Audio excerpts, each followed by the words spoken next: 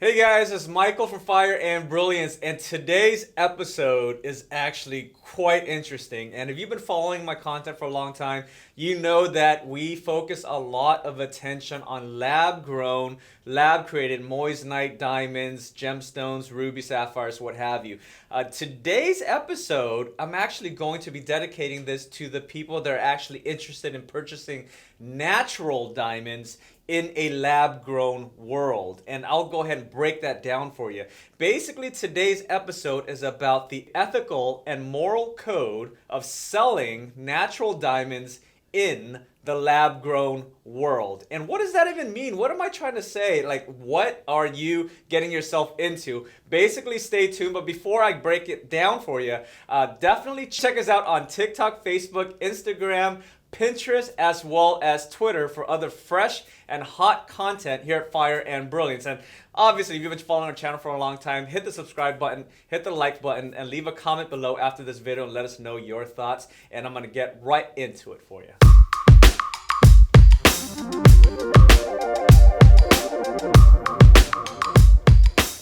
All right, so today's episode, again, is going to be about what is the ethical and moral code of selling natural diamonds in a lab-grown world. And let me go explain to you as to what that means. But before doing that, I want to make sure that I break this down. What is a lab-grown diamond?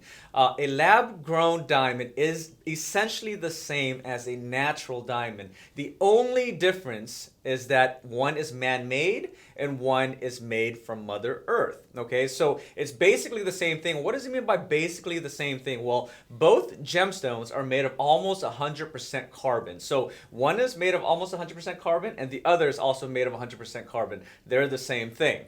One has a refractive index of 2.417 to 2.419. The other one also has a refractive index of 2.417 to 2.419. So it's the same thing. One measures on the Mohs scale at 10 out of 10. The other one also measures on the Mohs scale at 10 out of 10, which measures the hardness of the gemstone. Diamonds being the hardest gemstone on earth. It's the most durable, and both are the same, being weighing 10 out of 10 or measuring 10 out of 10 on the Mohs scale. So it's the same exact thing. So does one sparkle any different than the other? No, the sparkle is the same because the refractive index is the same. Okay, so if is one more durable than the other? No, it's the durability is the same because it measures the same on the Mohs scale. Both are exactly the same. Then what is the difference between a lab-grown diamond and a natural diamond, if you were to ask? Again, the only difference is that one is made in a lab and the other one is made from Mother Earth. So that is the definition or the difference between a lab-grown diamond and a natural diamond. Again, they're the same thing. One is made by man and one is made by Mother Earth. So then if that is truly the case, then how can one tell the difference?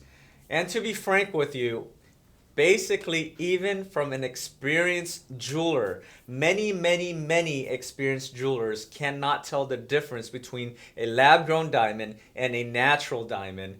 And the reason being is because the difference is microscopic. And what does that mean when I say microscopic? The only way, or one of the only ways, one of the few only ways to identify between a lab-grown diamond and a natural diamond is to basically look at the microscopic level and the building blocks of a lab-grown versus a natural diamond. Because the way a diamond is formed in Mother Earth, the structural building blocks of the way it's formed looks different than that of how it's built or created or grown in a lab. And in order to do that, most of the times, most people will opt to send their diamond into a laboratory, okay? A gemological laboratory such as GIA or the Gemological Institute of America. So because they have the heavy equipment, the expensive equipment, and the correct equipment to be able to better identify, along with the experienced professionals to identify the difference in the building blocks of one gemstone versus the other. And by doing that, then they can identify whether it's lab grown or if it's natural. So if you're to ask yourself, if it takes all of that effort to make sure that you can identify whether it's lab or natural, then how can the average jeweler or even an experienced jeweler be able to identify the difference? And the honest answer is that most can't. Many people cannot tell the difference. And that's the reason why when they purchase diamonds these days, especially if it's a larger gemstone that typically people will set as a side stones or a center stone, especially if it's a center stone, is that to make sure it's certified by a gemological laboratory to identify whether it's a lab grown or a natural. And that's how many people are able to identify through the documentation that it comes with, as opposed to the way it looks in itself. Because just by looking at it, it's very difficult to tell the difference, because it's the same thing. As I mentioned earlier, it's the same exact thing. The only way to identify it is if you actually take a look at it from a microscopic level. And even at that point, you have to know what you're looking for, because if you don't know what you're looking for, then you really can't identify it anyway. So that breaks down to, okay, well, if that's the case, if I am a person that's going out in today's world and I'm trying to, for example, purchase a diamond, a natural diamond, if that's what I'm in the market for, to purchase a natural diamond and go propose to my future fiance.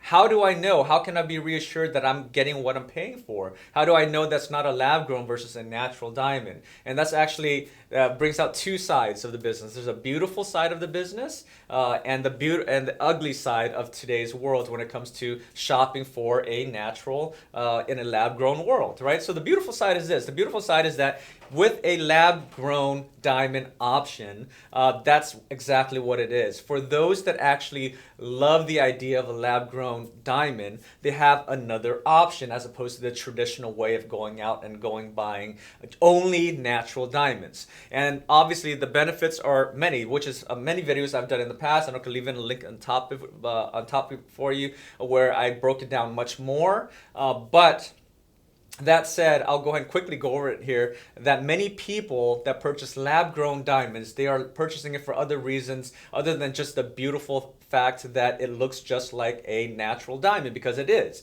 Number one, it's greener. The people do not have to mine Mother Earth in order to uncover natural diamonds. They do not have to, they can leave the landscape of the natural land the way it is and the way it's intended to be, as opposed to uncovering Mother Earth and digging a big hole on the ground in order to uncover natural diamonds. Number two, it's to attract also people that actually prefer to purchase a more cost-effective, economical, and budget-friendly option. The beauty is the same, it looks the same, everything's the same, but the only difference is that the price is much lower. And that is also another option as to why people purchase lab-grown diamonds. And the third option, which is very important to many people, is that they can be rest assured that a lab-grown diamond is conflict-free. What does that mean? It's socially responsible.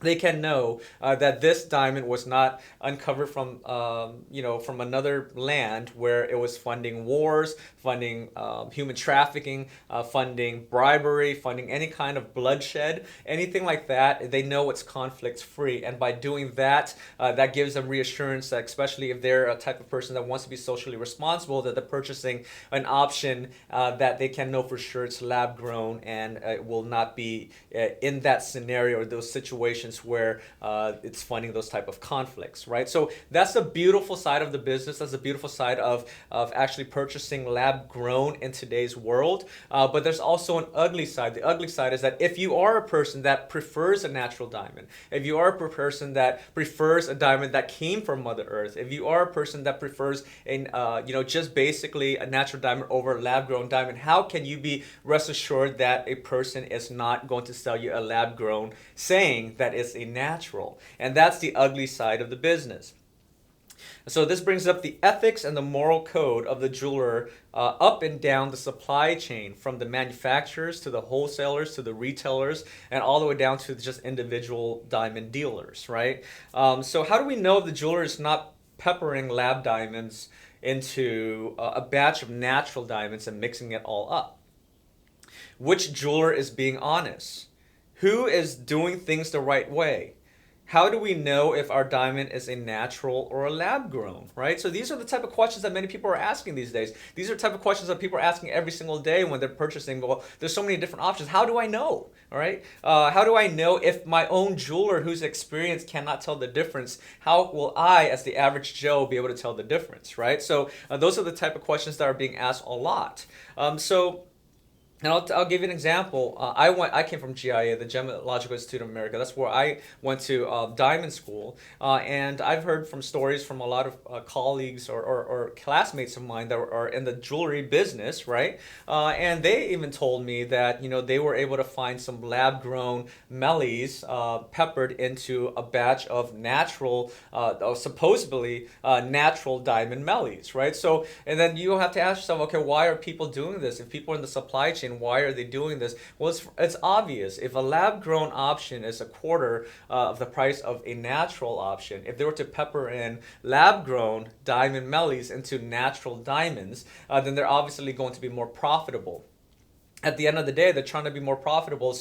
But then doesn't make it right. That is actually absolutely wrong, because if you're selling a ethical way of doing business, if you're going to sell a lab-grown diamond, then you should be able to disclose that it's a lab-grown. If you're selling a natural, then you should disclose that it's a natural. You should not ever sell one over the other, right? So if you're trying to sell a natural diamond, but you're actually selling them a lab-grown diamond, that's highly unethical, it's immoral, and a matter of fact, it's illegal, right? So that's something that people should be careful about. So that's the reason why people do it, is because it's a profitable thing to do, but it doesn't make it right? So then it goes to my next point. What can the average person do to take better control of the situation if they're shopping for a natural diamond, and to ensure that they're getting what they're paying for? All right, so if you are a person that's going to buy a natural diamond, there are a few things that you can do to ensure that you have better control of the situation. Obviously, nothing's 100% guaranteed in life, but there are things that you can do to better guarantee your chances of ensuring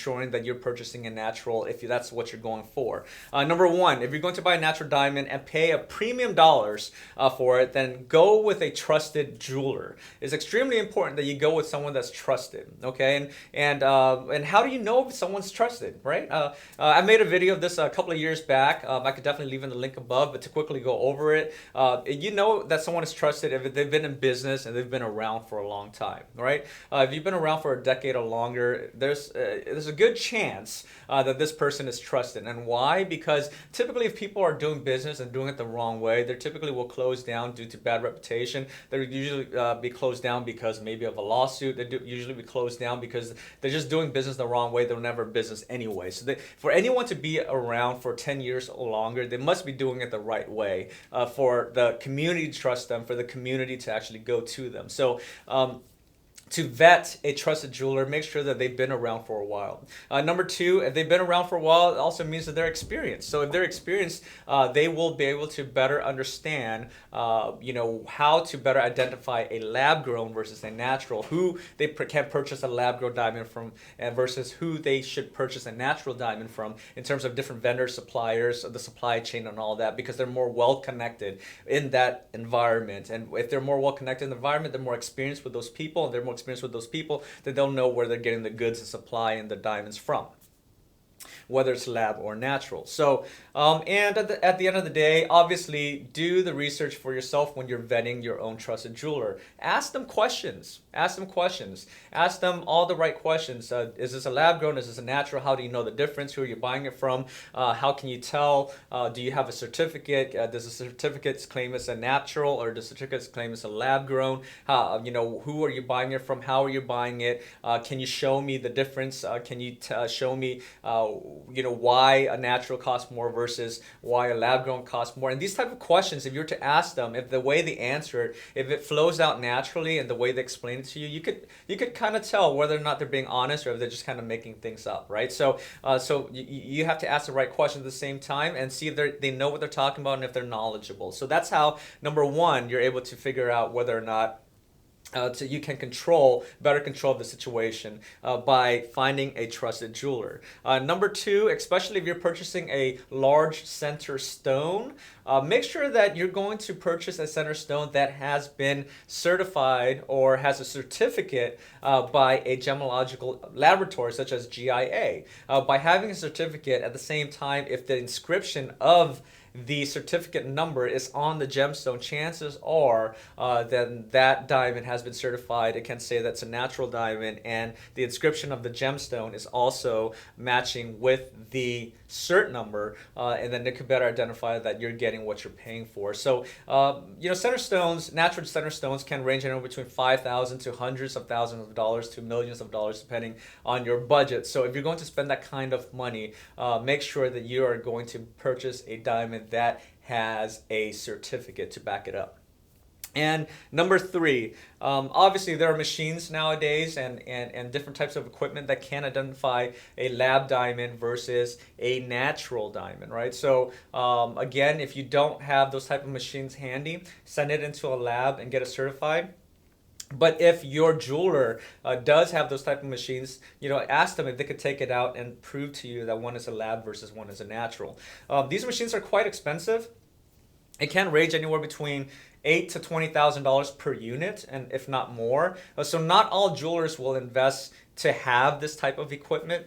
So don't expect every jeweler to have it, only because it's relatively new, since lab grown is a very new thing. So not every jeweler will own a piece of equipment like this, but if they do, again, ask them to take it out and prove to you that, hey, this is not a lab grown and it is a natural, or vice versa. All right, so those are some things that you can possibly do to better control the situation when you are purchasing for a natural diamond. And so it goes to my next point. Well, what's the point of making this video? What's the point of this? This is actually an educational piece to ensure that anyone and everyone that is actually going out to purchase a natural diamond in a lab-grown world, that they're getting exactly what they're paying for. That is the point. So this all boils down to the one last thing, which is the jeweler's moral and ethical code in selling natural diamonds in a lab-grown world. Why is this important? It's extremely important, especially if you are a person that's in the industry. It's extremely important for those that are purchasing jewelry and place their trust in you. So that's the reason why this episode is so important, because we are trying to educate those that are purchasing natural diamonds in a lab-grown world to ensure that you're getting what you paid for. This is not about what's better or what's worse. This has nothing to do with whether or not you like lab-grown more than naturals, or if you like naturals more than lab-grown, or you're taking it, or this has nothing to do with your position as to how you feel about lab-grown versus naturals. This has everything to do with the jeweler's position, their responsibility, the ethical and moral code as to what actions they take by selling natural diamonds in a lab-grown world. And what I mean by that is that if you are selling a natural diamond, then disclose that it's a natural diamond. If you're selling a lab-grown diamond, then disclose that it's a lab-grown diamond. It's just the right thing to do. Doing the right thing is always right? So it's not about if naturals are better. It's not about if labs are better. Has nothing to do about that. It has everything to do with the end consumer. It has everything to do with the person's actually purchasing that piece of jewelry to hand it to somebody as a gift or for themselves, and it's something they want to keep for the long term. So they should get what they're paying for. If they are intending to purchase a lab-grown diamond, then sell them a lab-grown diamond and disclose it properly. If they're intending to purchase a natural diamond, then sell them a natural diamond and disclose it properly, so that they are purchasing and they are receiving what they bought, because again, doing the right thing is always the right thing. I hope you really enjoyed what you learned there, especially if you're a person that's trying to buy a natural diamond in a lab-grown world. We definitely live in a different environment these days. It's not the same as if you were to purchase a natural diamond even 10 years ago or 20 years ago. In today's world, there are many, many lab-created and lab-grown gemstones. So if you are going to purchase a natural diamond that is typically worth anywhere between 2 to 3 to 4 times more than a lab-grown diamond, then make sure you're getting what you paid for, okay? So I hope you you really enjoyed what you learned here. Hopefully we provided you with some educational pieces here. And if you've been following our channel for a long time, definitely subscribe to the channel, hit the like button, because it helps out the algorithm, or at least that's what YouTubers say. But more importantly, it shows that you really support us here at Fire and Brilliance. And thank you so much. We're also on TikTok, Pinterest, Facebook, Instagram, as well as Twitter. Definitely check us out for the more fresh and hot content there from Fire and Brilliance, and I'll see you again next time. Goodbye.